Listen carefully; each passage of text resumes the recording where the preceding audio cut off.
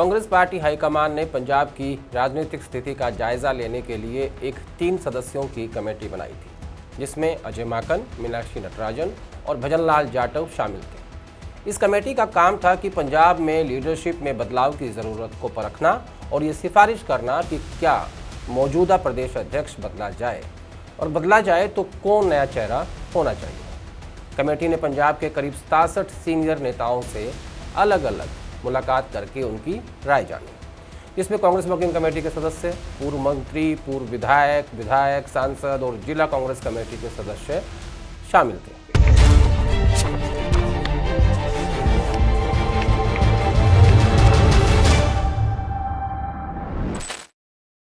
नमस्कार, मैं हूं आदेश रावल। आज बात करेंगे पंजाब की। इस पूरी कवायद के बाद जो रिपोर्ट हाईकमान को सौंपी गई, उसमें चरणजीत सिंह चन्नी को सबसे लोकप्रिय चेहरा बताया गया। रिपोर्ट में पंजाब कांग्रेस के नेताओं ने राजा वड़िंग के 4.5 साल के कामकाज पर असंतोष जताया था और चन्नी को काम सौंपने की वकालत भी की थी। यही वजह थी कि चन्नी कैंप को पूरा यकीन हो गया था कि इस बार लीडरशिप ज़रूर बदली जाएगी। रिपोर्ट के बाद 1 जुलाई 2026 को कांग्रेस पार्टी हाईकमान ने पंजाब में संगठन में बदलाव का ऐलान किया, जिसमें अमरिंदर सिंह राजा वड़िंग को पंजाब प्रदेश कांग्रेस कमेटी का अध्यक्ष बनाए रखने का फैसला किया गया, जबकि पूर्व मुख्यमंत्री चरणजीत सिंह चन्नी को चुनाव अभियान समिति का अध्यक्ष बना दिया गया।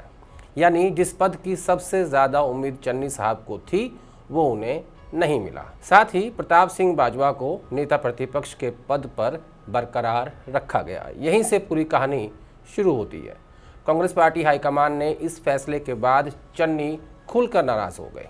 प्रदेश अध्यक्ष पद पर नियुक्ति न मिलने के बाद उन्होंने अपने आवास पर एक आपात बैठक बुलाई।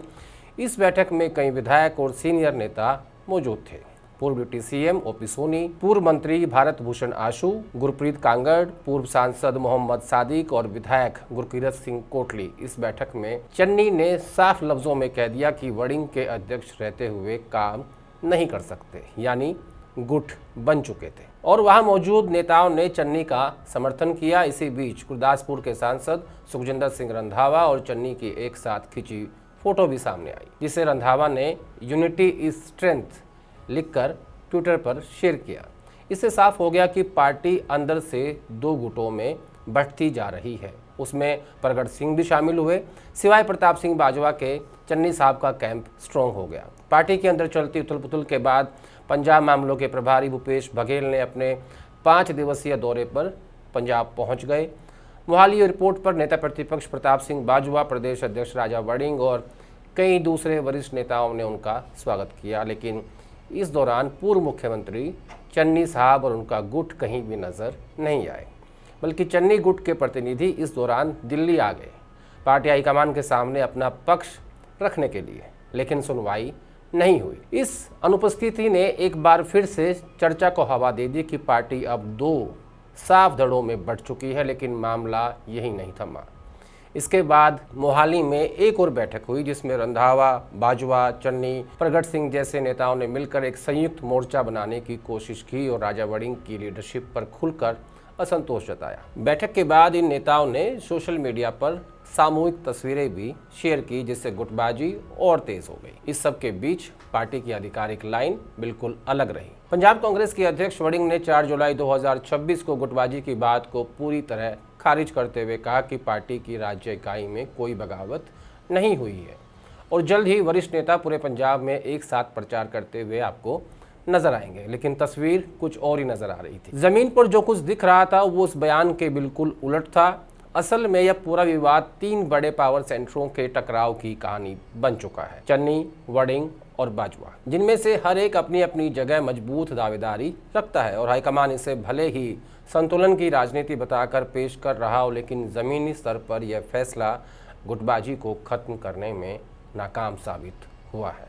ये गुटबाजी शुरू हुई साल 2021 में, जब कैप्टन अमरिंदर सिंह मुख्यमंत्री थे, लेकिन नवजोत सिंह सिद्धू के साथ उनकी अनबन शुरू हो गई और पार्टी हाईकमान को बीच में अपना दखल देना पड़ा। इसी उठापटक के बीच 2021 में कैप्टन साहब का इस्तीफा दिलवाकर चरणजीत सिंह चन्नी को पंजाब का मुख्यमंत्री बनाया गया और नवजोत सिंह सिद्धू को प्रदेश अध्यक्ष नियुक्त किया गया। ये पूरा फैसला राहुल गांधी की सीधी पहल पर हुआ था और उस वक्त उसे पार्टी के अंदर एक बड़े सियासी दांव के रूप में देखा गया था। दलील यह दी गई थी कि राहुल गांधी ने पंजाब को उसका पहला दलित मुख्यमंत्री दिया है, यहाँ तक कि उत्तर भारत में पहला दलित मुख्यमंत्री, जहाँ दलित आबादी 32% है और सिद्धू को पार्टी की कमान सौंपकर जट सिखों को भी साधने की कोशिश हुई थी, जिनकी आबादी करीब 25% है।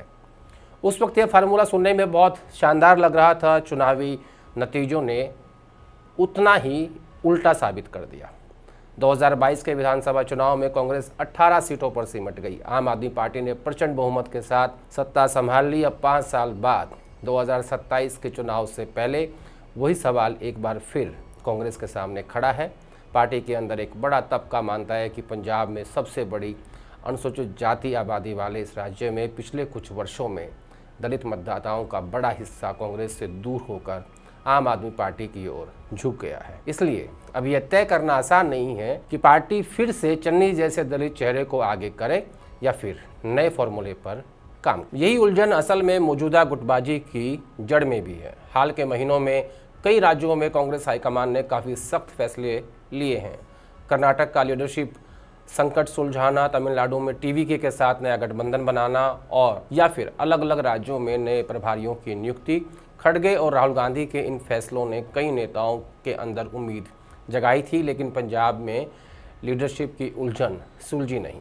लेकिन फिलहाल यह उम्मीद अधूरी ही नजर आ रही है। इसके पीछे कारण है कि कैप्टन अमरिंदर सिंह, पार्टी के लिए अमरिंदर सिंह से आगे बढ़ना आसान नहीं लग रहा है। अमरिंदर सिंह पूर्व प्रधानमंत्री राजीव गांधी के बचपन के दोस्त थे। उन्होंने साथ में पढ़ाई की थी और यही दोस्ती उन्हें राजनीति में लेकर आई। 1980 में अमरिंदर सिंह पहली बार लोकसभा चुनाव जीते और कांग्रेस की टिकट पर सांसद बने, लेकिन उनकी राजनीति सीधी लकीर में नहीं चली। 1984 में ऑपरेशन ब्लू स्टार के विरोध में उन्होंने कांग्रेस पार्टी से इस्तीफा दे दिया और सीधे अकाली दल का दामन थाम लिया। उस वक्त पंजाब में अकाली दल की ही सरकार थी और सुरजीत सिंह बरनाला मुख्यमंत्री थे। करीब 1.5 दशक बाद 1998 में कैप्टन की कांग्रेस में वापसी हुई। पार्टी ने उन पर भरोसा जताया और 1999 में उन्हें पंजाब प्रदेश कांग्रेस कमेटी का अध्यक्ष बना दिया गया।